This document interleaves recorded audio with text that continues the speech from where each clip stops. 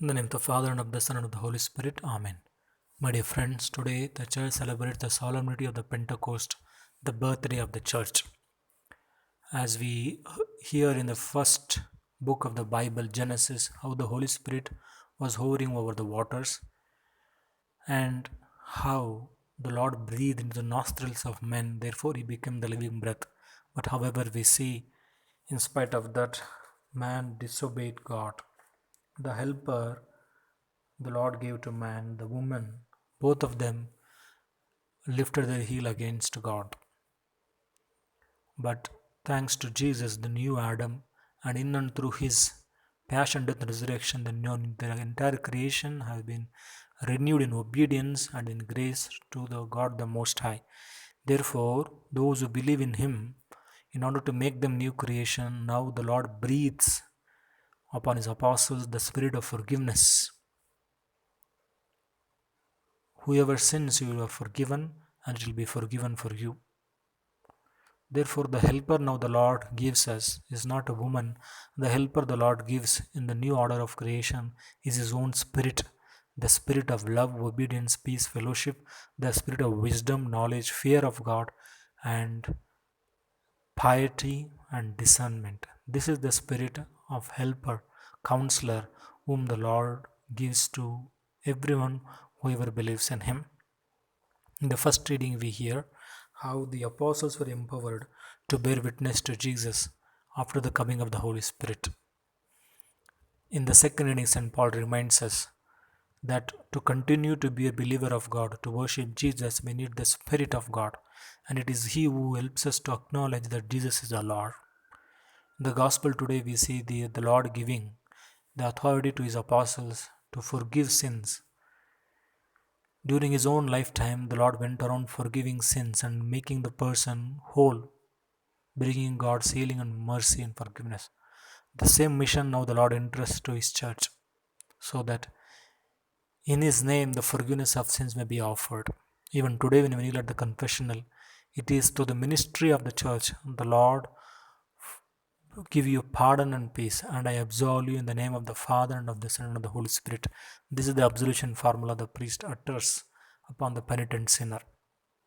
To the virtue of our baptism and to the sacrament of confirmation, we have really become the living temple of the Holy Spirit. But time and again we resist His voice, who calls us to do good and to shun evil, because there are many other voices which prevail over in us. In the Second Vatican Council, the dogmatic constitution of the Church, Lumen Gentium, it is written that everywhere in every place whoever fears God and does what is good is acceptable to him. Therefore, Christians are called to join with the members of other religion to find the spiritual and to find the solution for the spiritual and moral evils that haunt our society. Adjantus number 11 also speaks that it is the Holy Spirit who who prepares the soil for the seeds of the gospel in the other religions also. Therefore, through our obedience in the Holy Spirit, we are called to work together for human welfare. Therefore, wherever there are protests for life, freedom, for justice, peace, fellowship, and there the voice of the Holy Spirit is heard. Therefore, we are called to be empowered and to live our witnessing life to Jesus through the help of the Holy Spirit. Let us then pray that we may consecrate every day of our living, our thoughts, our words, and deeds to live according to the promptings of the Holy Spirit. Welcome, Holy Spirit. We are in your presence. Fill us with your power.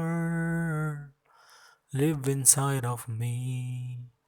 You're the living water, never drying fountain, comforter and counselor, take complete control. Welcome, Holy Spirit. We are in your presence. Fill us with your power. Live inside of me.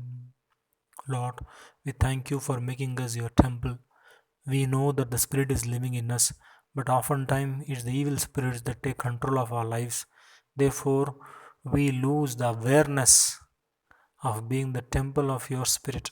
Help us, O Lord, to appeal to the Spirit for help and strength so that we may live our Christian commitment and consecration according to your most holy will.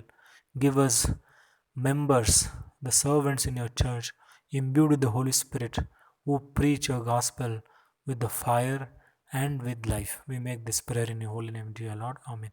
May Almighty God bless us, may protect us from all evil, and lead us to life everlasting. Amen.